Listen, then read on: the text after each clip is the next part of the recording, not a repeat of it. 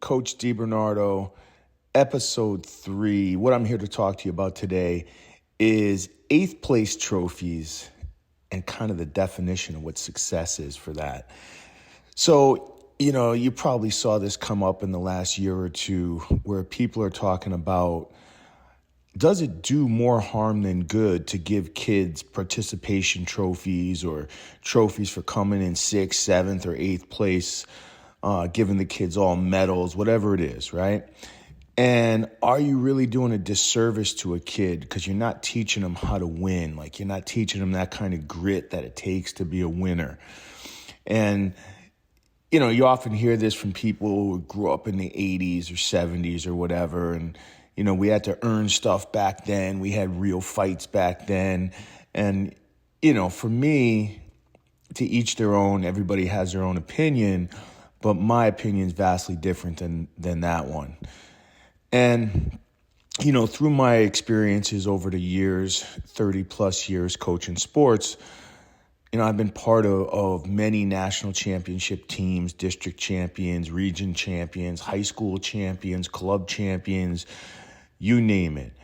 And my message to everybody here is, yeah, those teams are really great, and it was a privilege to be part of those. But probably the 3 most impactful seasons in my coaching career is at 22 years old through 25 years old. I coached 2 different high school teams during that time period. And don't quote me on it, but I was something like 3 wins, 66 losses, and like 2 ties, something like that. I don't know what it was. Maybe that's too much. Maybe that's too many games. But it was something close to that. So one day I'm running in Central Park in New York City, and some guy's running the other way, and he yells at me. He's like, "Yo, Coach D, what's going on?" And I'm like, "Hey, do I know you?" I didn't even recognize the kid. And it turns out once he said who he was, of course I recognized who it was. And he was part of the team that had 0 wins. We were like 0, 15, and 3 or something, right? And he's like, "I just want to tell you how much I learned that year." He's like, "You instilled a discipline in me that I never knew that I had." And I really, it was his first experience of really being part of a team that he cared about, that he felt cared about him as well. And I can remember other kids on that team. I mean, one of the things I always insisted on was whether you're the number 1 kid on the team scoring 1 million goals or whether you didn't even play for 1 second, every person on that team is massively important to me. Nobody is more important than anybody else.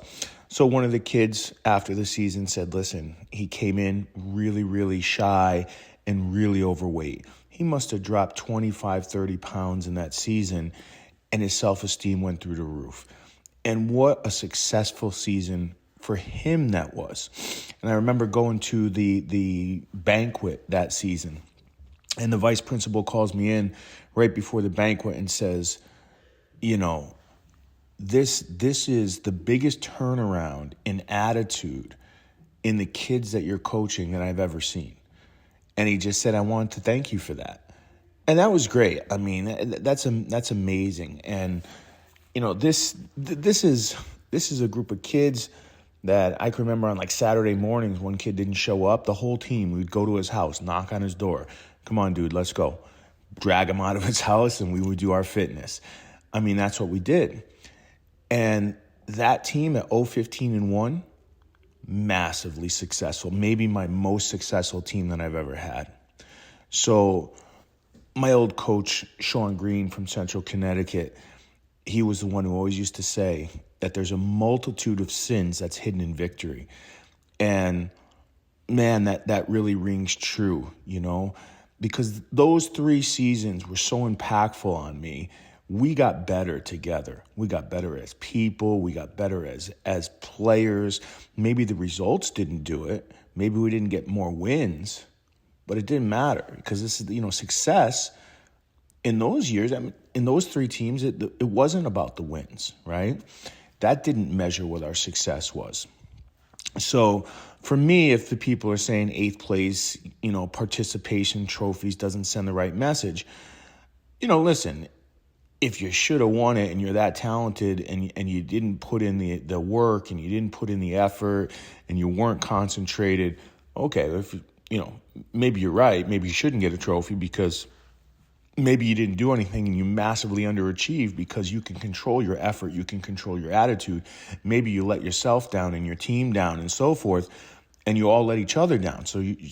Okay, maybe you don't deserve a participation trophy. But my point is, every situation is different. So, you see the parents in these youth sports, maybe they're losing their mind in their games because their kids are losing. And I'm like, come on, it's youth sports. You have to allow kids, and I'm going to call it failure, right? You have to allow your kids to fail. Maybe they lose 8, 9, 10 games and it's a U9 team. It's okay, because it's actually not failure. It's called learning. Let your kids learn. And if you're going to give them a medal or a participation trophy, that's awesome. Because if they're learning and you want to call it failure, I call it learning, great. As long as the effort's there, the attitude's there, they deserve it. Now, one thing is, when I look at the teams who either made national finals, won high school championships, won college national championships, there are certain traits that obviously they're present.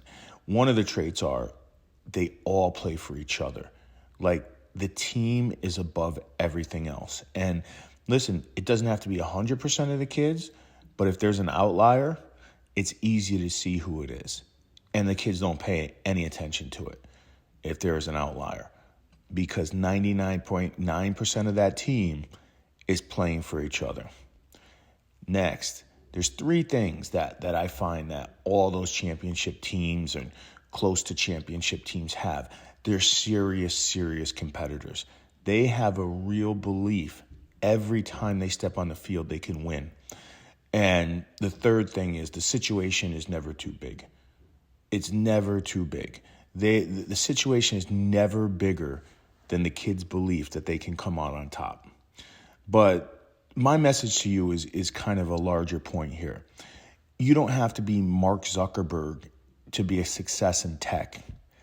Maybe you do an affiliate marketing site and it makes you $400 a month, and that allows you to provide a better life for your family, for your kids.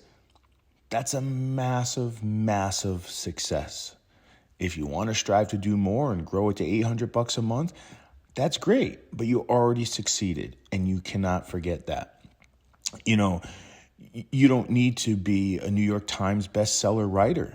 I mean, you don't. For me, I think I told you I sold 50,000 books that I self-published myself, and I'm not a bestseller. But for me, huge success. Like, I feel that was a massive success for me.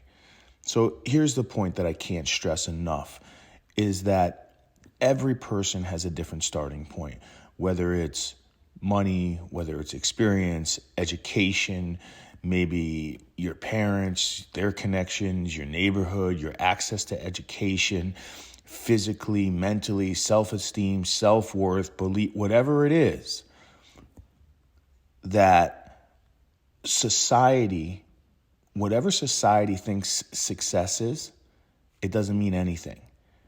Don't listen to it. Success can only be measured by you in your unique situation on a daily basis, the small tasks, the daily battles. So you are the only one that can really identify, if you're honest with yourself, what success is for you. And then you pursue it. Whatever that path is, you get started. You get started is the key. Jump into it. I think I said this in episode 1. Jump into it and get started. Because if you jump into it and get started, you're going to get better. Maybe it's just the energy to fight and keep going. Whatever it is, the reality is that it's nice to get appreciated, to get noticed, to get acknowledged, even if that appreciation is from a stranger who says, listen, that was really good. I really enjoyed what you did. And that means something. So eighth place trophies, participation trophies, medals for all, things like that don't make people soft.